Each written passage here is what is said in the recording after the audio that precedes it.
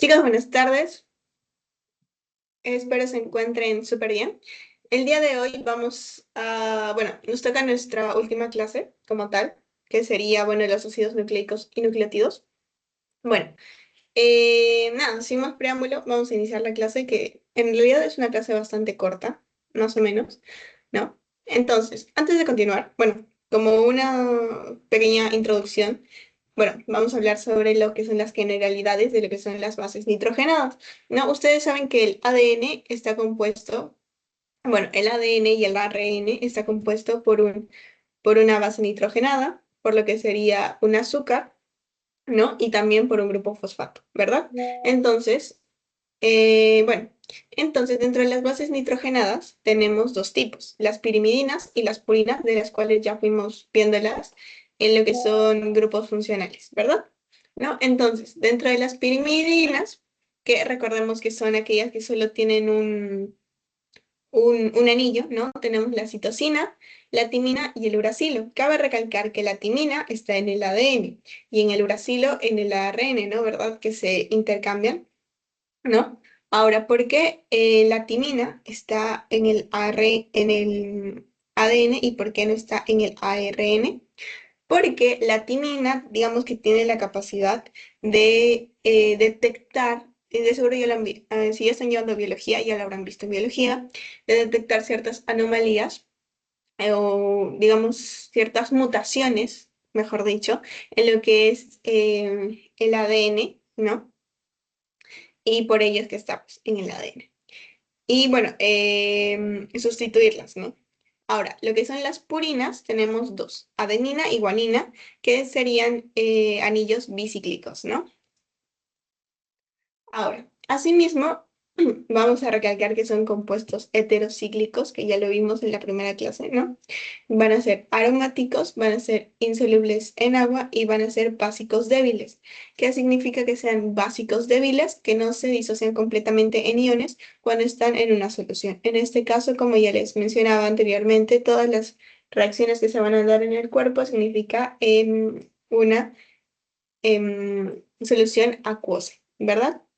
¿No? Entonces acá tenemos una imagen del ARN y el ADN, que la principal característica que pueden verlo, bueno, a simple vista, es que el ARN es solo una cadena y el ADN es bicatenario, ¿verdad? Entonces acá estaríamos viendo las bases nitrogenadas, el surco mayor, el surco menor, ¿no? Las columnas de azúcar fosfato. No, en este caso tendríamos timina con adenina y guanina con citosina, ¿no? Importante recalcar eso porque esto va a componer la ley de Charga. ¿Qué es la ley de Charga? Pues básicamente es el apareamiento de las bases y cuántos puentes de hidrógeno hay entre estas bases, que de igual forma ya lo veremos más adelante, pero ya les estoy adelantando. ¿No? Entonces, aquí, por ejemplo, tenemos, lo mismo, solo que en vez de timina, uracilo, como ya les dije. En todo caso, sería adenina, adenina uracilo en vez de adenina timina. Ahora, como ya les decía, azúcares en el ADN y el ARN tenemos dos tipos de azúcar, la desoxirribosa y la ribosa. De ahí viene el nombre del ADN y del ARN, ¿no? Entonces, la desoxirribosa, como puede ser acá en el ADN, por eso viene la D en ADN, ¿no? Es una pentosa con 5 carbonos, como se puede ver acá. Y la ribosa en el ARN, por eso viene la R, ¿no? Es, otra pentosa, ¿no? La orientación básica del ADN es de 5 a 3, importante recalcarles, ¿no? Que es, de acuerdo del carbono de la pentosa, ¿no? Del carbono 5 al carbono 3, la orientación de los azúcares, ¿no? Aquí podemos verlo de mejor manera. Si lo agrando. Ya. Aquí, como ya les mostré, tenemos las bases. Acá tenemos una base, en este caso, en este caso sería acá tenemos la base nitrogenada. Aquí tendríamos el azúcar, que puede ser desoxirribosa y ribosa. Ahora, ¿cómo podemos nosotros ver si es una desoxirribosa o una ribosa?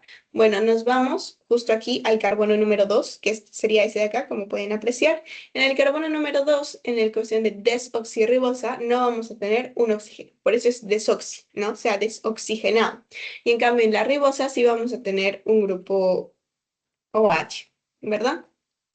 Básicamente así nosotros podemos ver a simple vista si es una desoxirribosa perteneciente al ADN o si es una ribosa que pertenece al ARN, ¿no?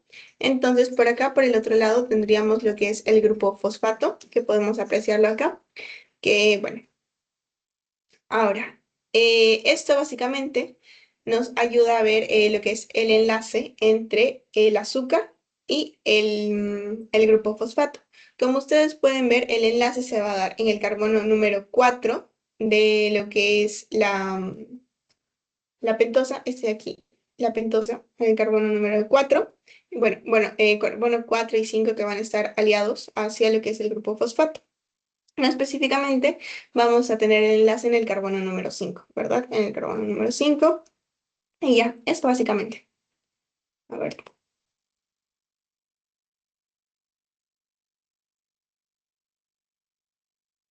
ya, hasta aquí todo claro.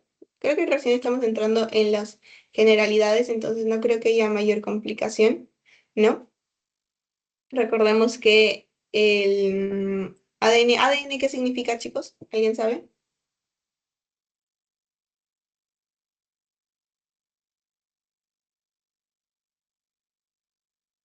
Bueno, ADN es ácido desoxirribonucleico y ARN ácido ribonucleico, ¿verdad? Ahora, vamos con lo que es un nucleótido y un nucleócido, ¿sí? Vamos a tener aquí, bueno, eso es póngalo como si fuera un cuadro comparativo entre nucleócido y nucleótido, ¿ya? Un nucleócido es aquel, básicamente, aquel compuesto que no tiene un fosfato, simplemente, lo pueden poner así, que tiene, bueno, que tiene una ribosa y una base nitrogenada, ¿verdad? Entonces, una ribosa más una base nos da la adenosina. ¿Sí? En cambio, una desoxirribosa más una base nos da una desoxiadenosina. Es básicamente un azúcar, perdón, un azúcar más una base, lo que va a formar un enlace glucosídico, que es ese de acá, entre el carbono 1 y el nitrógeno, bueno, entre el grupo OH en el carbono 1 y entre, bueno, el hidrógeno de la base nitrogenada, ¿verdad? En este caso sería adenina, que nos va a dar adenosina. ¿Sí? En este caso sería una ribosa, vemos que tiene el grupo OH en el carbono 2, ¿no? En cambio, en el nucleótido es una base, un azúcar y un fosfato, ¿no? Un fosfato, un azúcar y una base nitrogenada. En este caso sería, por ejemplo, una adenina, una ribosa y un fosfato nos da una adenosina 5 monofosfato. Sí, porque 5 es monofosfato porque solo tiene un fosfato y 5 porque se va a estar haciendo este enlace en el carbono número 5, ¿verdad? Del azúcar. Aquí también se puede ver, esta es otra imagen de un nucleótido, como se puede ver. Aquí ya viene a ser lo que es el enlace fosfoéster, no el fosfodiéster, sino solo el fosfoéster, que se va a llamar entre azúcar y fosfato. Entonces, hasta aquí tenemos dos tipos de enlace. El enlace glucosídico y el enlace fosfoéster. Glucosídico entre base y azúcar y fosfoéster entre fosfato y el azúcar. ¿Sí? Ahora, como nosotros vemos aquí, al momento de hacer este enlace fosfoéster se va a liberar lo que es agua, ¿no? H2O. Aquí tenemos, se va a liberar H2 2H y un hidrógeno, se va a liberar agua y se le va a quedar oxígeno y el CH2 del carbono 5, ¿verdad? Ok, continuamos. Entonces, esto es otra imagen acerca de un nucleótido, ¿no? Es un enlace fosfoéster. Recordemos que la base puede ser purina o pirimidina, ¿no? Purina, recordemos que tiene dos anillos. Purina puede ser adenina o guanina. Pirimidina es citosina, timina u uracilo. Asimismo, recordar que es adenina, timina, citosina, guanina, ¿no? Ahora tenemos nuestra pentosa. El enlace va a ser beta N-glucosídico. Cabe recalcar, no es solo glucosídico, sino es beta N-glucosídico. Luego que tenemos hasta aquí, hasta acá, sería un nucleócido, solo esto. Le agregamos el fosfato, nucleótido monofosfato. El otro fosfato, nucleótido difosfato. Y el último fosfato, nucleótido trifosfato. ¿No? Desde el fosfato vendría a ser un nucleótido. Ahora, les pueden preguntar cuáles son cuántos enlaces de mayor potencia tiene un nucleótido. Bueno, como tal, el ADN serían dos. que van a ser los que están entre los fosfatos, uno, 2, ¿no?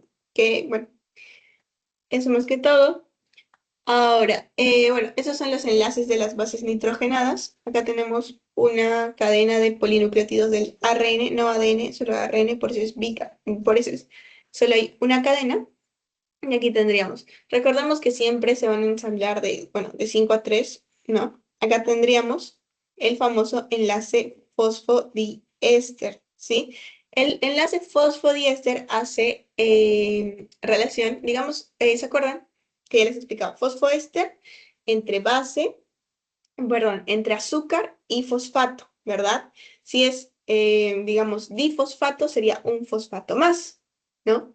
Pero acá tenemos diéster, o sea, otro éster más. Entonces, este hace referencia a otro azúcar, ¿sí? Entonces, entre bases, bueno, entre nucleótidos, mejor dicho, entre nucleótidos, se va a formar un enlace fosfodiéster, que es este de aquí, tanto en ARN como en ADN, ¿no? Ahora, vamos a ver un poquito de las alteraciones con el metabolismo de los nucleótidos, ¿no? Los nucleótidos, que en principal tenemos a la gota, que vendría a ser la enfermedad de los reyes, que sería la acumulación de la santina oxidasa, acumulación de ácido úrico, bueno, de urea en las articulaciones, como pueden ver acá. ¿No? Ácido úrico. Y básicamente es una enfermedad que ya la vimos en clases posteriores y nos dice que el etanol aumenta el catabolismo de las purinas, ¿no? Vamos a volver acá. Recordemos purinas, adenina y guanina en el hígado y la formación de ácido láctico que bloquea la secreción de urato en los túbulos renales, por lo cual va a venir a acumularse dentro de las articulaciones, principalmente. ¿No? ¿Hasta aquí alguna pregunta? Ninguna. Listo. Entonces, bueno, vamos ya de por sí con lo que son ácidos nucleicos, ácido desoxirribonucleico y el ribonucleico, ¿no? ADN y ARN. Primera diferencia que ya les mencionaba, ADN bicatenario, ARN una cadena.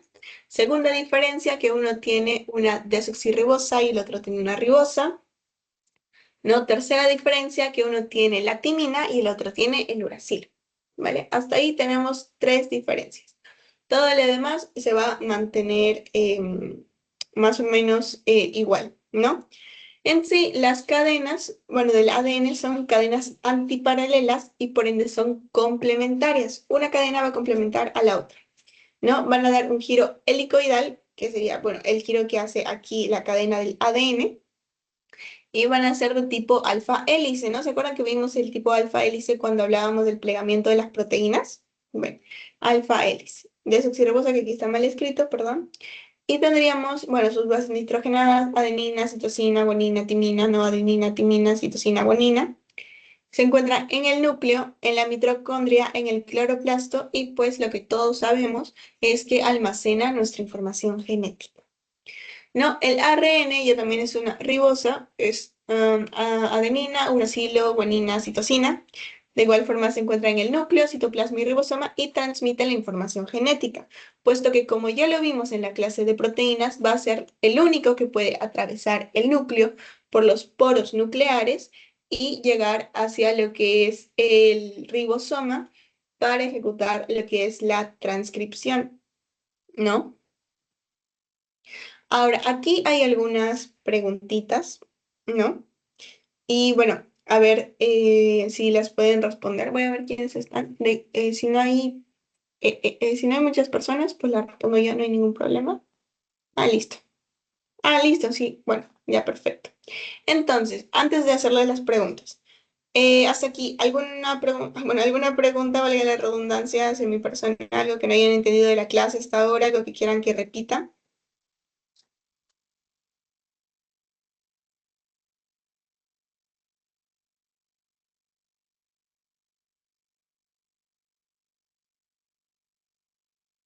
Listo, me parece que no hay, ¿no? Ahora, uno, el punto de unión entre nucleótidos corresponde a, ¿alguno sabe la respuesta entre Jesslyn, me parece que está, y Mark?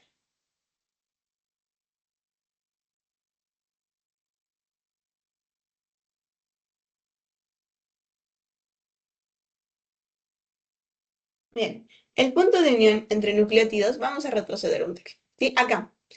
Esta es una cadena de polinucleótidos. Es que hay más de, bueno, hay varios nucleótidos, ¿verdad? ¿No? El punto de unión, como ya les decía, vendría a ser el enlace fosfodiéster. Recuerda, el enlace fosfodiéster une dos nucleótidos, con T nucleótidos, porque hay un fosfato. Si no hubiera un fosfato, sería un nucleósido, ¿sí? Ahora, las bases nitrogenadas se encuentran unidas entre sí a través de base nitrogenada más base nitrogenada. Acá está justo. Puentes de hidrógeno. Acá tenemos timina con adenina, citosina con guanina, puentes de hidrógeno. Y acá hay algo característico que deben recordar, posiblemente es pregunta de examen, que entre timina y adenina hay dos puentes de hidrógeno. Entre guanina y citosina, tres puentes de hidrógeno, ¿verdad? Listo. En lo que son la bicatenaria, ¿no? Ahora, el ácido nucleico indicado en la figura corresponde a... ¿Cuál creen que es el ácido nucleico acá?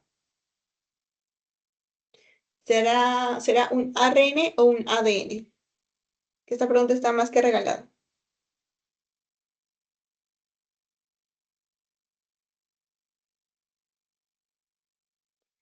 Bien, en sí es un ADN, ¿no? Porque en primer lugar, perdón, dos cadenas, ADN, no tenemos presencia de uracilo, ADN. Sí, porque acá netamente no podemos ver lo que es la desoxirribosa ni la ribosa como tal. Pues, si tenemos el OH, si tenemos el oxígeno, no tenemos, porque recordemos que las dos son pentosas. Ahora, ¿cuáles son los tres componentes de un nucleótido? Como ya les mencioné, el azúcar, base nitrogenada y fosfato. ¿Cuáles son los componentes que varían entre un nucleótido y otro en el ADN? Serían las bases nitrogenadas, que rige el patrón de apareamiento de bases en el ADN. Esta es buena pregunta que la responderemos más adelante. Bueno, rige el patrón de apareamiento de bases sería la ley de Charga, vendría a ser la que está acá, la ley de Charga, que es guanina, citosina, tres puentes de hidrógeno y adenina, timina, dos puentes de hidrógeno. ¿Y cuál es la diferencia entre ADN y cromatina? ¿Alguno sabe? Me parece que están llevando ya biología. Es buena pregunta. Así que alguno sabe, y si es que no están llevando biología, me dicen.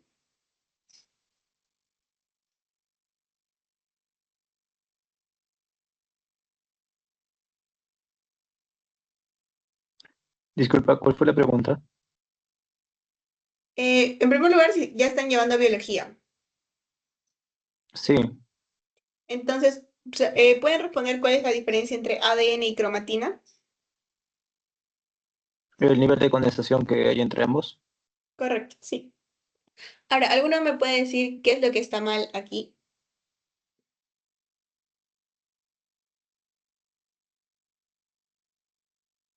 ¿Qué significa la H? La H son dos puentes de hidrógeno. Es justo lo que estoy explicando. Ok. Este, ya, dime, dime, dime. Entre adenina y uracilo, si no me equivoco, solo son dos puentes de hidrógeno. Ya. ¿Alguna otra diferencia que lo puedan ver? Que es un poco más de inferencia.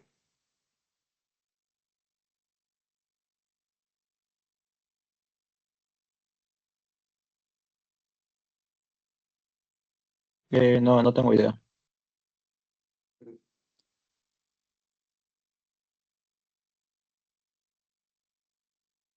Bueno, en sí, acá les hago una pregunta.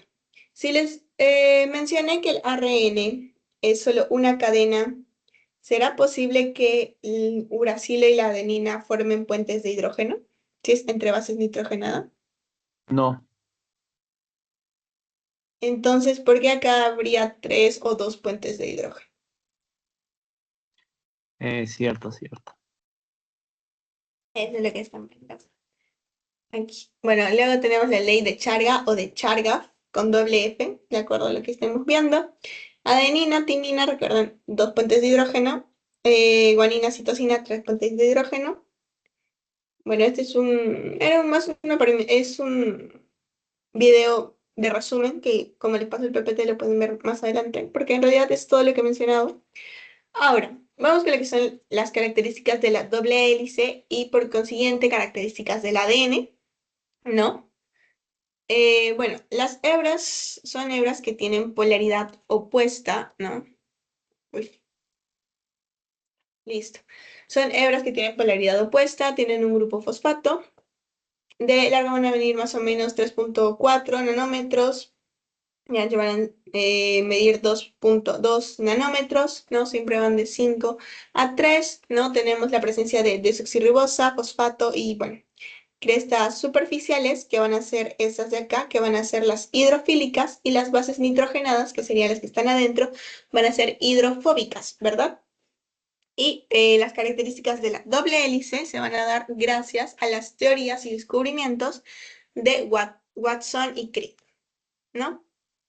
Ahora, vamos a empezar a ver o a hablar sobre lo que es la replicación del ADN a grandes rasgos. De igual forma ya lo debieron haber visto en biología, entonces más que todo será como un repaso, ¿no? Para hablar de una replicación, es decir, digamos, de un ADN, sacar otro ADN u otra hebra, ¿no? Tenemos lo que es un codón, ¿no? Un codón que sería la secuencia de 3 nucleótidos en el ARN mensajero, ¿no? Que va a especificar un determinado aminoácido para llevarlo hacia el ribosoma y ahí se ejecute la traducción, ¿no? Entonces, acá vamos a tener lo que son codones de terminación y codones de, bueno, y un codón de iniciación, ¿no? Los codones de terminación sería UAA, UGA y UA. Ahora, para que se les sea más fácil, a mí me funcionó relacionarlos esos 3 codones de terminación con los sonidos que se dicen que hacían los cavernícolas, ¿no? Como ua, uga y ua, que son los sonidos que más o menos nosotros relacionamos por los videojuegos, las películas, los dibujos animados que hacen los cavernícolas, ¿no? Como uga, uga. Entonces, uno de los codones de terminación sería uga, luego ua y ua, ¿no? Ahora, yo les mencioné que hay 20 aminoácidos que los usamos nosotros, entonces en sí tendremos 61 codones codificantes para estos 20 aminoácidos, ¿no? Que, perdón un segundito, ya, listo. Que esto se debe a que es degenerado, ¿no? El código genético es degenerado, ¿no? Que ya lo debieron. Ahora, aquí tenemos el código genético, que serían los codones de ARN, que tenemos la metionina, que vendría a ser que ya la vimos, ¿no? Que es uno de los aminoácidos que tiene eh, azufre, ¿no? Azufre. Bueno, metionina, que sería el codón de inicio, y aquí tenemos los codones stop o de alto, que serían el UAG, UAG y UGA. Pero si ustedes pueden apreciar acá, hay varios codones que, por ejemplo, dan la leucina, la isoleucina, la valina, etcétera, ¿no? De ahí también va a ser importante que ustedes recuerden que es degenerado cuando estudien lo que son las mutaciones genéticas, porque hay distintos tipos de mutaciones que pueden ser las que, digamos, no alteran el código genético porque se altera un aminoácido. Por ejemplo, acá tenemos en la tirosina un UAU, ¿no? Tirosina, ¿no? Y digamos que este U lo reemplazamos por un C, por una mutación, no va a cambiar en nada el código genético, ¿no? Porque nos sigue dando tirosina. Esas serían algunas mutaciones que, digamos, no van a cambiar ni van a generar una alteración. Pero hay otros tipos que sí, algunos que cambian esta C por, digamos, un A y en vez de continuar ya es alto, ¿verdad? O que lo cambian por otro aminoácido y ya se generan problemas. Aquí, bueno, hay un video que nos da lo que es la síntesis de proteínas, que lo vamos a ver, que es igual muy cortito,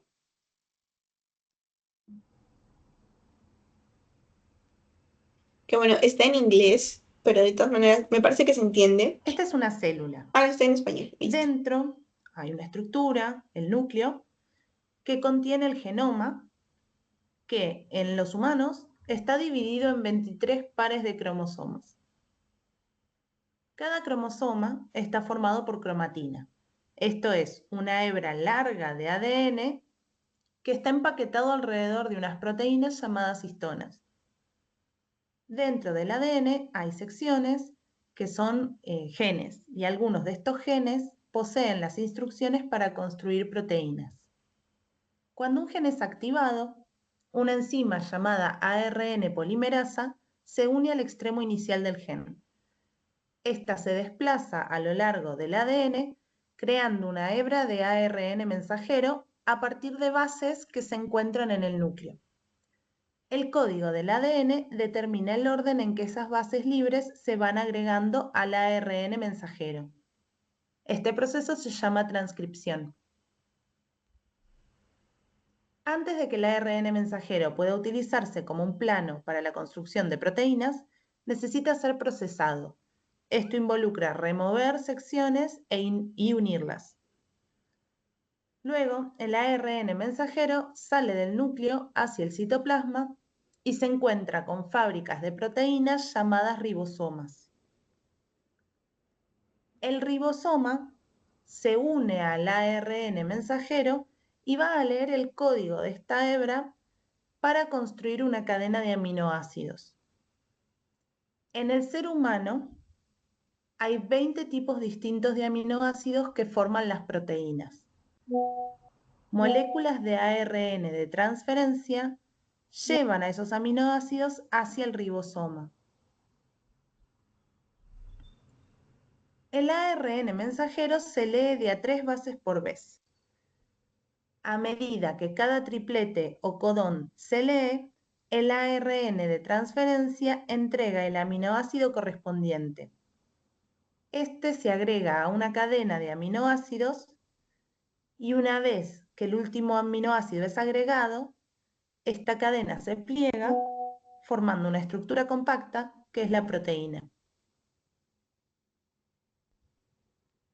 El proceso por el cual la información copiada en el ARN mensajero se utiliza para sintetizar las proteínas se llama traducción.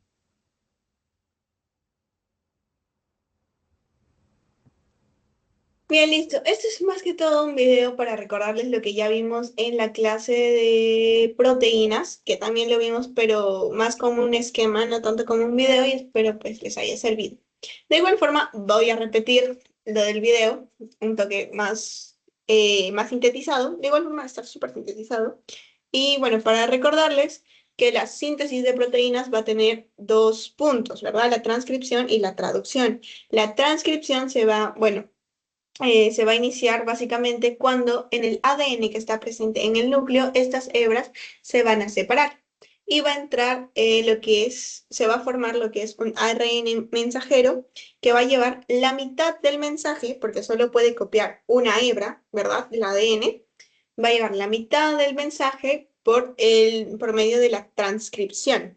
Va a salir del núcleo mediante el poro nuclear y va a ir directamente hacia el ribosoma donde se va a aplicar la traducción, ¿no? Hasta que haya una péptido-señal, que sería un codón de terminación, que va a indicar que hasta ahí nomás la cadena polipeptídica, y pues lo va a terminar ahí y va a proceder a realizar lo que es el plegamiento de la proteína y finalmente van a tener una proteína completa y funcional. Bueno, ¿aquí alguna pregunta al respecto? No, ninguno. Ya, listo, estoy ya. De igual forma, este es otro esquema muy cortito. Ahora, vamos a ver lo que son los tipos de ARN, que ya vimos 2, el ARN mensajero, el ARN ribosomal, y nos faltaría hablar del ARN de transferencia, ¿verdad? Entonces, el ARN mensajero representa del 5 al 10% del ARN total y va a ser el que va a llevar la información genética, como ya lo vimos. El ARN ribosomal es el que va a estar con mayor presencia y va a ser del 75 al 85%. Este va a funcionar como apoyo y complemento del mensajero para realizar la traducción de la información en la síntesis proteica, ¿no? Como ya lo vimos. Y por último, el ARN de transferencia, que va a ser el que va a llevar, digamos, los aminoácidos dispersos por el citoplasma hacia el ribosoma para que se enlacen y también formen una proteína, ¿verdad? Y va a representar del 5 al 10%. Bueno, este es otro videito. A ver. En el video anterior de que esta serie ya en analizamos realidad el proceso mediante el cual los genes se em, transcriben. de lo A que continuación justo veremos ARN algunas ribosomal, diferencias entre ARN los de 3 tipos transferencia, principales de ARN, productos de esa transcripción, y me comenzaremos a entender cuál justo será su papel en la... acá. Vamos a comenzar con el ARN mensajero. Las moléculas de ARN mensajero tienen una longitud Bueno, de de hecho, vamos a 500 ver a lo que es 10.000 el ribonucleótidos. ARN de Una transferencia, vez porque es del cual último, menos vamos a hemos ver hablado. el ARN Y ya para de refrescarles la transferencia. memoria, porque ya de seguro lo Los vieron en ARN biología. de transferencia son moléculas relativamente pequeñas, de 70 a 90 ribonucleótidos, que al igual que los ARN ribosomales, son el resultado de moléculas precursoras. Los pre-ARN de transferencia, que atraviesan un procesamiento de cortes y otras modificaciones químicas. También, al igual que los ARN ribosomales, los ARN de transferencia se pliegan en el espacio y adquieren una estructura particular. Algunos nucleótidos de la molécula se aparean entre sí y forman regiones de doble cadena. Esta estructura secundaria característica se conoce como hoja de trébol. Otros plegamientos determinan una estructura tridimensional final en forma de L. En el caso de las células eucariotas, una vez que una molécula de ARN de transferencia se sintetizó y plegó correctamente, sale del núcleo por un poro de la envoltura hacia el citoplasma, donde participará de la traducción. Todos los ARN de transferencia, una vez maduros, tienen en su extremo 3' la secuencia CCA. Esta región de la molécula es el sitio de unión a un aminoácido. Entonces, básicamente como lo vemos en esta imagen, va a ser, digamos, los bracitos que van a poner los aminoácidos dentro del ribosoma y en el proceso de la traducción para generar una proteína. ¿Sí? Eso básicamente. Ahora, vamos con lo que es la transcripción, porque la traducción ya la hemos visto, bueno, transcripción y traducción ambas las hemos visto, pero lo que, bueno, se sabía en 1970, que es la propuesta inicial de Crick, nos dice que de un ADN puede haber una replicación, luego puede haber una transcripción mediante el ARN y una traducción que nos da la proteína, ¿no? Sin embargo, años después, muchos años después, digamos, se descubrió que no simplemente hay una transcripción, sino también hay una transcripción inversa y una replicación del ADN, perdón, del ARN, ¿no? Ahora, gracias a este transcripción inversa se han, digamos, podido explicar el origen de varias enfermedades, por ejemplo, de la enfermedad de Huntington, que es la mutación en el gen HTT, ¿no? Es de la proteína Huntington, que nos va a dar lo que es la degradación neuronal. Aquí vemos cómo se ejemplifica un cerebro normal, ¿no? Y una enfermedad de Huntington que, como vemos, está como que consumiendo el cerebro poco a poco, ¿no? Por ejemplo, un gen saludable normalmente tiene de 10 a 26 repeticiones en el HTT. Sin embargo, el gen enfermo tiene de 40 a 80 repeticiones, lo que va a causar una degradación neuronal, ¿no? Que es la proteína de Huntingtina, que se va a sintetizar en el cromosoma número 4, ¿no? Aquí está el cromosoma número 4, ¿no? Básicamente es esto que, bueno, em, básicamente el problema va a ser la repetición constante de este gen, que es citosina, adenina y glutamina. Perdón, citosina, ajá, citosina, adenina y glutamina. Luego también tenemos al retrovirus, que lo vamos a relacionar directamente con la modificación posterior de la transcripción inversa y lo que es la replicación, ¿no? Que sería un virus del ARN que contiene una enzima transcriptasa inversa, o también llamada retrotranscriptasa, que hace una copia de ADN a partir de un ARN, que no es lo normal, ¿no? Lo normal es de ADN a ARN. Sin embargo, el retrovirus, por eso retrovirus, es de ARN a ADN, ¿no? Como puede ser el VIH. ¿No? Aquí tenemos un virus que básicamente son 29.903 letras, ese es su código genético, y una espícula que sería solo, digamos, la patita del virus tiene 3.831 letras. Luego, este es un proceso, son los momentos de cómo un virus va a entrar a nuestro cuerpo y se va a empezar, digamos, a incubar, por así decirlo, ¿no? Tenemos el enlace, la fusión, la transcripción inversa, la integración, la multiplicación, ensamblaje y gemación, ¿no? La espícula del coronavirus, que todo lo que estamos hablando es del coronavirus, es como una llave con dos partes, ¿no? La primera se va a unir al receptor ACE2 de la célula humana, ¿no? Y donde se va a formar lo que es el enlace. Aquí viene la fusión, que es la segunda parte de la llave, que se encarga de la fusión del virus de la membrana, bueno, de la membrana del virus y de la membrana celular. Viene lo que es aquí justo la transcripción inversa, acá estaría la transcripción inversa. Luego va a ir la integración del virus a lo que es la célula como tal, la multiplicación, el ensamblaje, acá tenemos la multiplicación, acá el ensamblaje, y por último la gemación, que va a liberar el virus al espacio extracelular, ¿verdad? Entonces acá tenemos la unión, bueno, enlace, la fusión o entrada, luego se va a llevar la transcripción inversa, la traslación, que va a ser la integración, multiplicación y ensamblaje, ¿no? Y luego la gemación. Este es otro video que también 2 minutitos.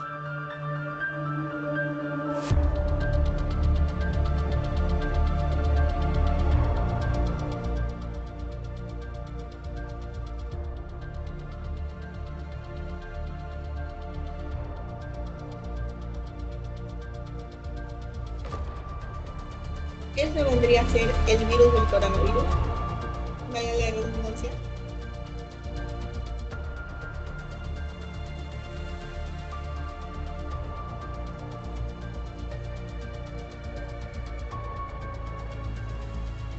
Y ahí vendría a ser lo que es la célula, ¿no?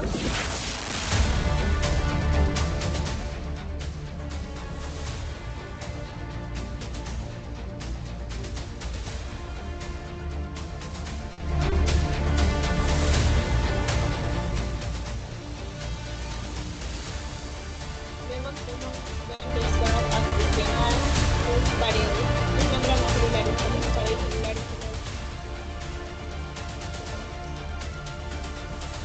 Es el código genético y se va a dar la transcripción inversa, ¿no?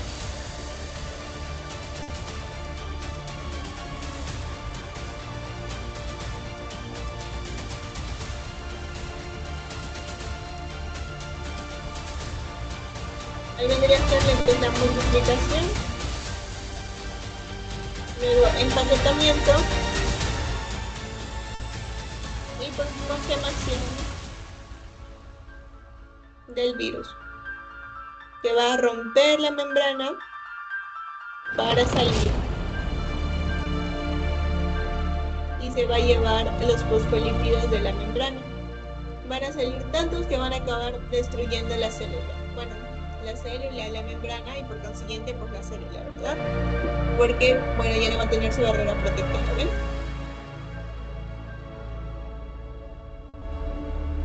¿Cómo deja la célula? Listo.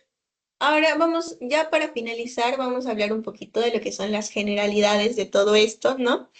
Que gen vendría a ser la región del ADN que codifica una proteína o molécula de ARN, y un genoma sería toda la información genética de una célula. Un proteoma serían todas las proteínas producidas por el genoma, y el factor epigenético sería un factor que puede afectar la función de un gen sin cambiar el genotipo, ¿no? Que van a ser los que van a ser heredables por nuestros padres. Ahora, esto que no se ve, no sé por qué cargo así la imagen. Bueno, son nucleótidos no nucleicos, que son nucleótidos que no van a estar en el núcleo, sino que van a tener, no van a pertenecer a los ácidos nucleicos, sino que se encuentran libres y van a tener otras funciones, ¿no? Tenemos intermediarios de energía, como los ATP, como el ATP, el trifosfato de adenosina, y que se usa en el proceso de biosíntesis, ¿no? Perdón, tenía la garganta seca. Luego tenemos a los mensajeros químicos como el AMP cíclico, adenosín monofosfato y el glutamín monofosfato, ¿no? Que van a pertenecer en la comunicación de señales mediadas por hormonas y nervios, ¿no? Van a ser mensajeros. y transportadores de electrones con el NAD, el FAD, el NAD+, o el NAD, que van a ser cofactores en las reacciones catalizadas por enzimas, ¿no? Cofactores enzimáticos, básicamente. De igual forma, acá tenemos energía celular, intermediarios de energía, coenzimas, cofactores e intermediarios de la comunicación celular, que vendrían a ser los mensajeros químicos. No, aquí tenemos el NAD. Como coenzimas tenemos NAD, NADPH, FAD o el FMN, que transportan electrones en reacciones metabólicas de oxidación y reducción. Recordemos que una oxidación le corresponde a una reducción porque uno gana y el otro pierde, ¿verdad? Luego también tenemos la coenzima A, que es una forma activa del ácido pantoteico, que nos va a dar ácido y síntesis, bueno, que nos va a dar oxidación y síntesis de ácidos grasos, de AG.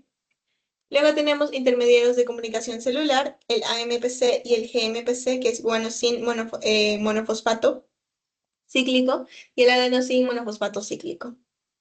Luego el ATP, que es la principal moneda energética de las células. Ah, esto es justo lo que les decía del ATP, me confundí con con los nucleótidos. Era el ATP, que van a tener dos enlaces de alta energía, que van a ser los que están entre los fosfatos. ¿Sí? El ATP va a tener distintas funciones, como va a ser la vasoconstricción, vasodilatación, coagulación, proliferación celular, nexo entre catabolismo y anabolismo y contracción muscular, entre muchas otras, porque recordemos que gracias a él se produce la energía. Él es la energía, ¿no? Ahora, ya para finalizar con la clase, tenemos enfermedades relacionadas a lo que es enfermedades relacionadas a todo el tema, ¿no? Tenemos el déficit de piruvato carboxilasa, piruvato deshidrogenasa y deficiencia de complejos 1 y 4, del 1 al 5, que les recordará a la membrana mitocondrial, ¿no? A la cadena, bueno, ya lo veremos después, que justo se me fue, a la cadena respiratoria, justo. Ahora, el déficit de piruvato carboxilasa es un trastorno metabólico causado en el gen PC, ¿no? Recordemos que el piruvato se va a transformar en oxalacetato en el ciclo de Krebs, por lo cual al no tener este piruvato vamos a tener una alteración en la producción de glucosa, en la producción de ATP también.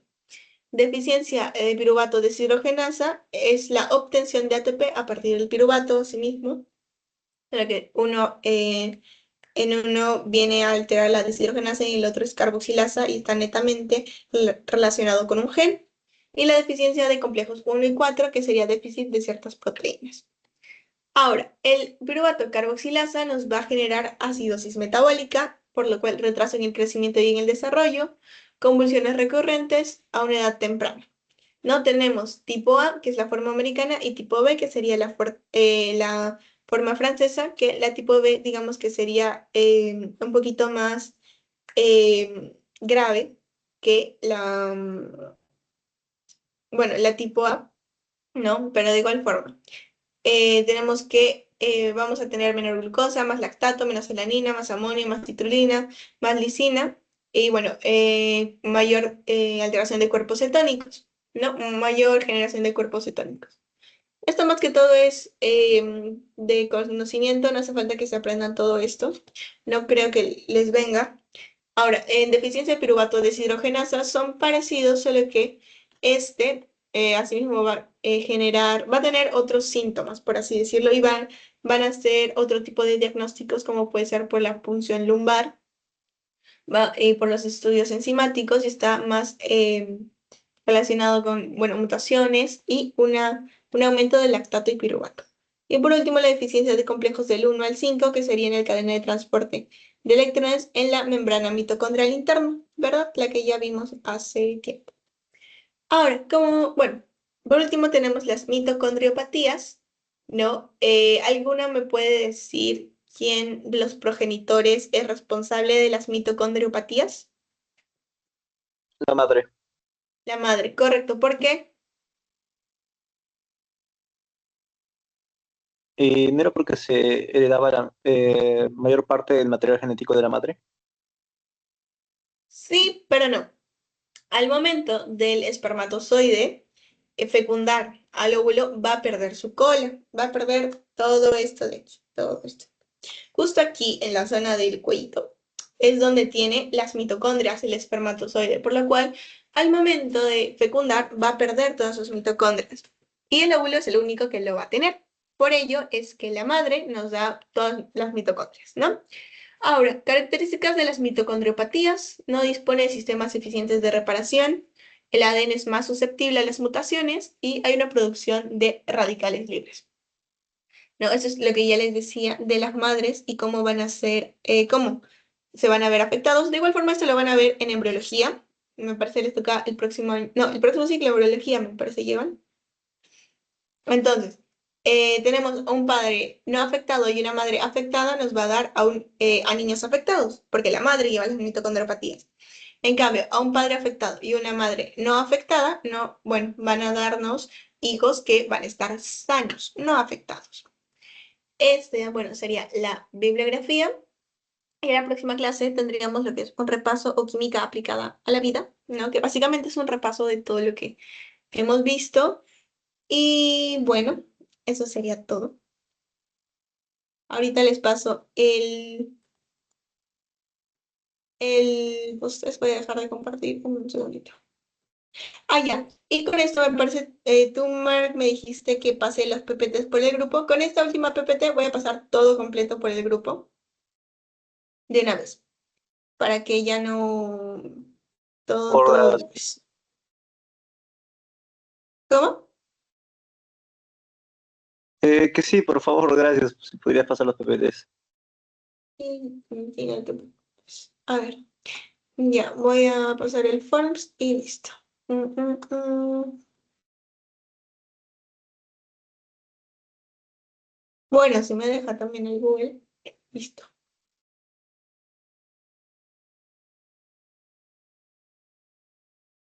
Mm, mm, mm, mm.